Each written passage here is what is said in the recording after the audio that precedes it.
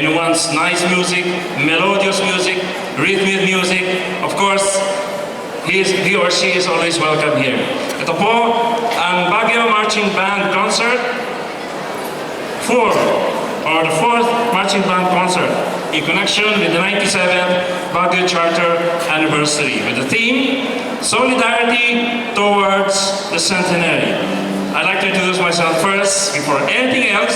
Magandang po ako si Nito Meneses of St. Louis University, and together with me is my co-MC and equally bubbly personality this afternoon for this concert. Ito po si Miss Judy Bautista. Good afternoon, people of Baguio. Welcome to the 4th Baguio Marching Bands Concert. This is in line with the celebration of the 97th Baguio Charter Anniversary, as what Mr. Meneses had said a while back. Okay, very formal you, Julia. Just call me Nito for the rest of the afternoon, because we are one big family. Alam mo, Judy, we used to have many marching bands. Nung college ako, miyembro pa ng college band, itong band na to. Ano bang kailangan instrument, sir? Musika, yung pagpapabanda, nasa puso, di ba? So, we used to have many marching bands, but right now we only have 4 remaining. Mamaya papapala na natin. Ano bang kailangan instrument nun, sir? Pero anong iba to nabuo itong marching band concert na to? The Baguio Marching Bands Concert is actually, or started way back in 2003. This year's concert was planned and organized by 4 different following bandmasters. Yes, ipapakilala natin sila. So, ika-4 na taon na po itong marching band concert na to, and it makes every Baguio resident and visitor very proud of Baguio City, especially on its 97th Baguio Charter Anniversary. Before anything else, before we call and acknowledge our bands here, of course we'd like to acknowledge our personalities who are here now. And every Friday, ISKCOL makes it a point to travel to Baguio to be with its constituents in Baguio. Ladies and gentlemen, our representative in the House of Representatives, Congressman Mauricio Dumogan. Let's give him a round of applause.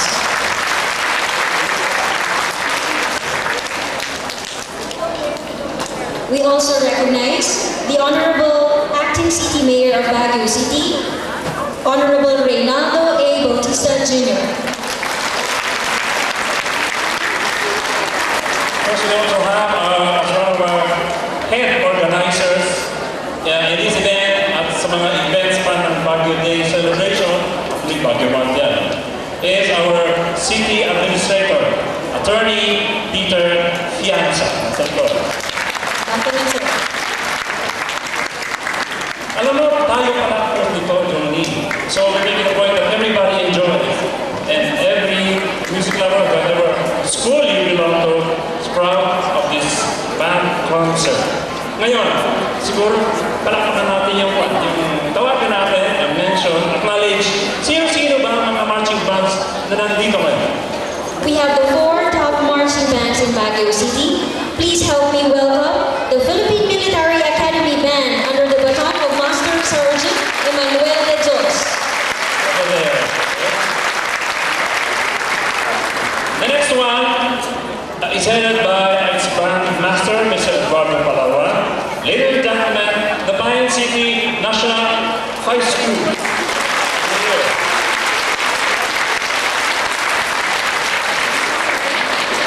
Next in line is, of course, the band under the baton of Miss Carmencita Zuniga, the Baguio City National High School Band.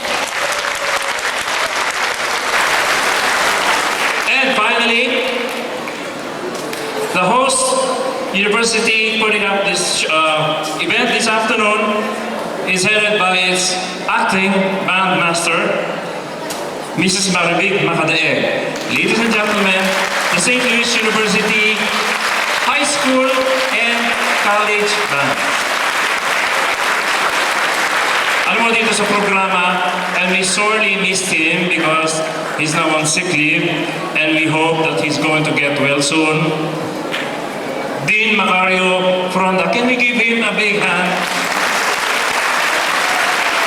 You know, the this concert and concerts 3 years ago were inspired by that man. Of course, together with the other band leaders and band masters. Pero sayang at wala siya dito, and we hope that he gets well soon. And probably he's with us, singing and tapping his fingers in his in sick bed. Okay, so bago po nating umpisahan ang ating band concert, we would like to thank the Superintendent of the Philippine Military Academy, Major General Leopoldo Maligalig. Palakpakan po natin si Superintendent. We would also like to thank the principal of Pine City National High School, Dr. Rachel M. Bugtong. Then we would also like to thank the principal of the Baguio City National High School, Dr. Elma Dunao. We also would like to significantly thank Mrs. Ria Francis Robles, the principal of St. Louis University Laboratory High School. Sabihin mo na lang po. Kasi, Of course, the next one he would have wanted to be here is the president of St. Louis University, Father Jesse Hetsanova. And most importantly, we would like to thank the city government of Baguio for holding this event. Maraming salamat po sa lahat ng ating nabagit and also the organizing committee. Without much ado, Juni, simulan na natin. And it says in the program that we can start with our invocation. So may we invite everybody to please stand for the invocation to be led by the SLU Laboratory High School Glee Club.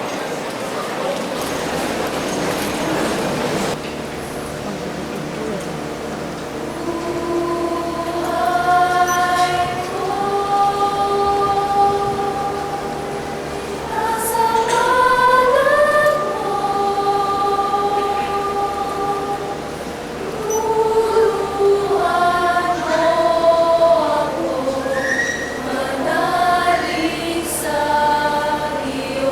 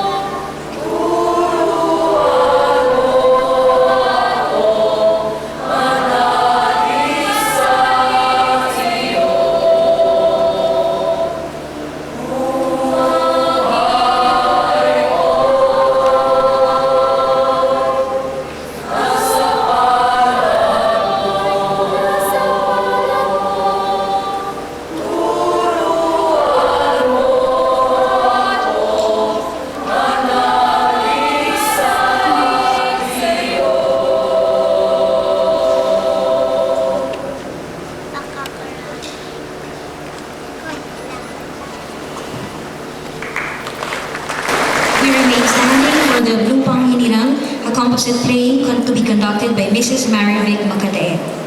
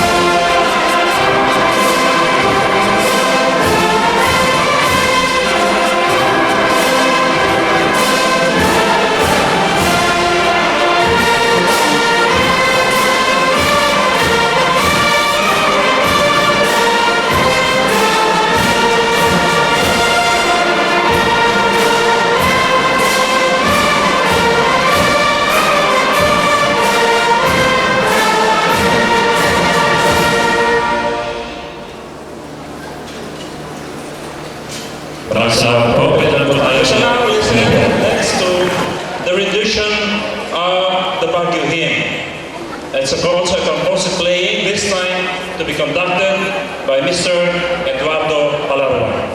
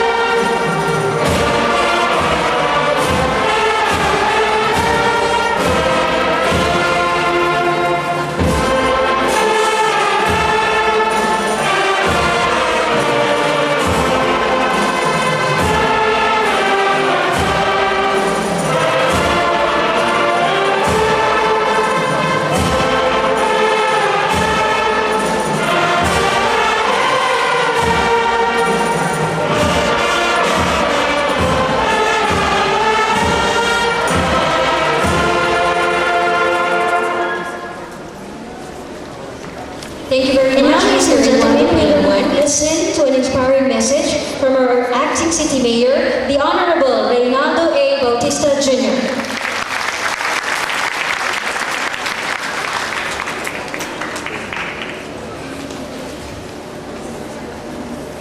Thank you very much, Kuya Juni, and of course, Ate Juni and Kuya Nito for acting this afternoon as our very able Toastmasters and MCs. We wish to take this opportunity to first greet our former janitor. Noon kasi inutusan natin siya maglinis ng syudad. Pero hindi tayo masaya, dinemote natin siya. From janitor, ginawa natin messenger. Ngayon siya ang ating messenger, pinapunta natin siya sa Kongreso o sa batasan, ang ating kagalang-galang na Honorable Congressman Mauricio G. Mogan. Good afternoon.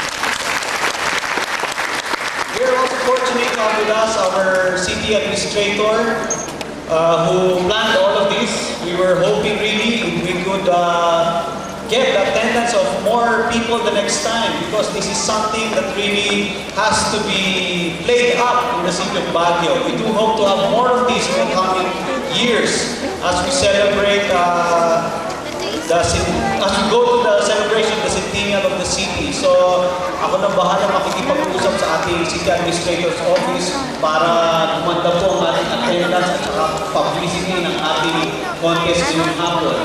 We wish to also make mention that this morning we had the drum and lyre of the elementary schools here in the same convention center. And it should be information to all that this is all the baby of our honorable congressman. When he used to ask everybody to come up with a contest in every school and encourage each and every school to have their drum and lyre and to have their own marching band. All for a wonderful and presented Panagbenga. So we will be coming once more with the planning of our Flower Fest. So we do hope once more for that same participation. We wish to take note of the wonderful parents who took their time out to be with and support the young children who are going to perform this afternoon. We are quite thankful to have the presence of Sir Ed of the Pine City National High School, Sir Manuel of the PMA, Ma'am Zenaida of St. Louis, and of course,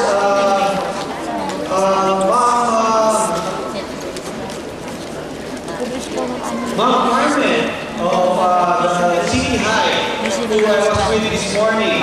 And to all of the different bands who will be performing later, to all of you I say, magandang Baguio. Good afternoon. Good afternoon. We should show some encouragement to our children. Parang, yun ang kasi mali. I noticed again in the program, we start with a hymn. Bago hindi pang nauuna, dapat nauuna March. Yung March palagi nauuna, para gising ang ating dugo.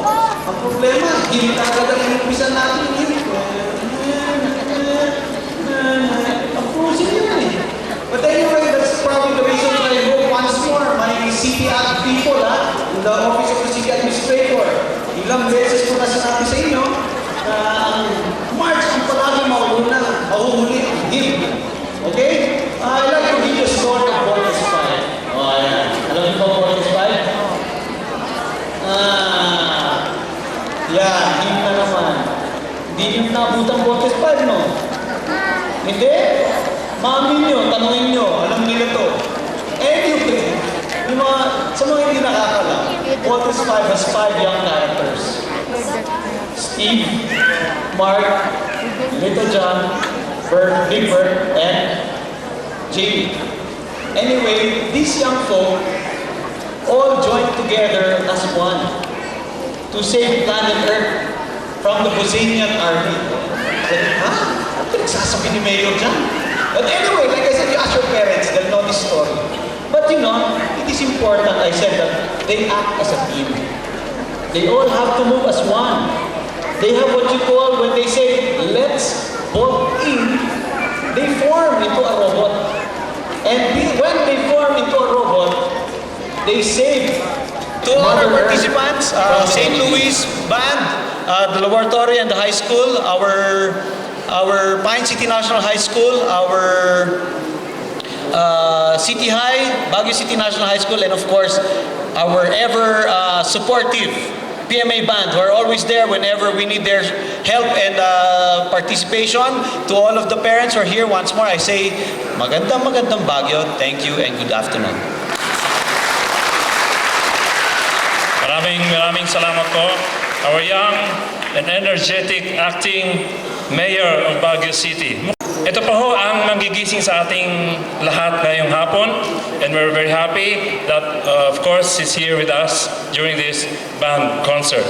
Ladies and gentlemen, susunod din magbibigay ng kanyang mensahe para sa ating lahat, the Honorable Congressman Mauricio Dumorgan.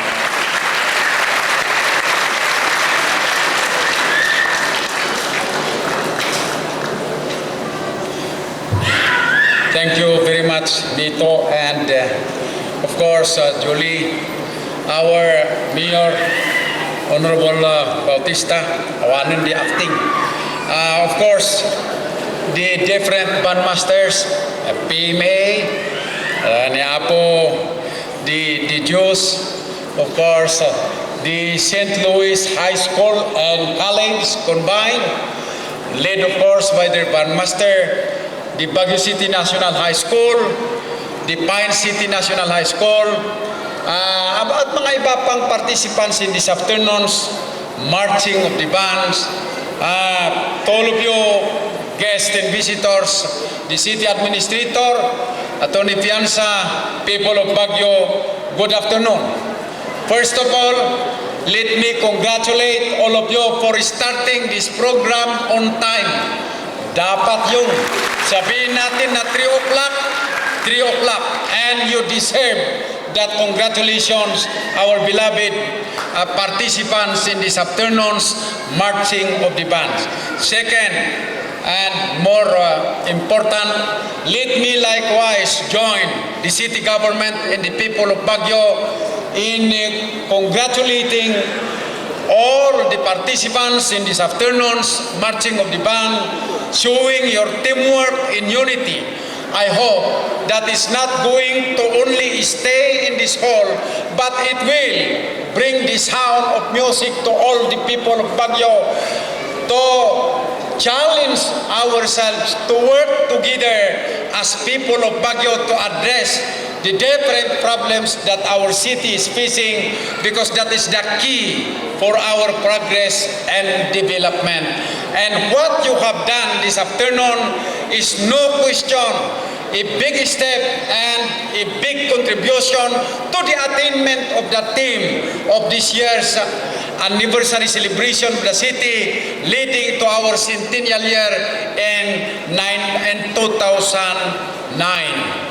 Third point, as already been said by the Honorable Mayor, we will be having a lot of activities in the city.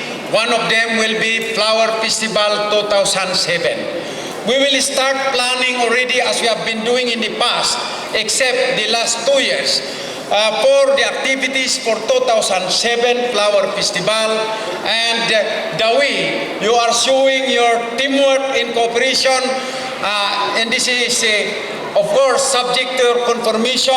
If you want, we can place a specific part in the Flower Festival as the day of the marching bands, Baguio 2007 Flower Festival. We will work out, of course, for the necessary budget for that purpose. So all of us will be involved, because that's the best way that we can really bring out the best in ourselves as people of Baguio. Fourth point, we express our thanks and gratitude to all of you because of what you are doing. We are reminded of the fact that music is the language of the soul. Musika ti lingwahe iti kararwa. Iso nga daytoy pabuyayo itatang alang-alang ti malem, beneg nga isot makatukay ken makariing kadig tinagdudumang arikna. Sayang laeng ta, I am sure na kurang iti panakay pakaamuna kadig itintiro nga umili iti siyudad ti Baguio. This is a very rare occasion that we will see the different talented members of the band as well as their bandmasters performing as one in the city of Baguio. So do not be discouraged. Next time we will improve how this should really be known by everybody, so that we will take advantage of the different talents that you have. With that, God bless. Good afternoon. Congratulations. Maraming salamat po, Honorable dear Congressman of Baguio City, Congressman Mauricio Dumogan. Alam niyo, naalala ko ng araw nung sa paang janitor ng Baguio City, he was very particular about time, about starting on time. Kaya mga anak, mga nandito, mga bata, no? That's another lesson that we learned this afternoon. There is no such thing as Filipino time. We start on time and we end on time. Okay?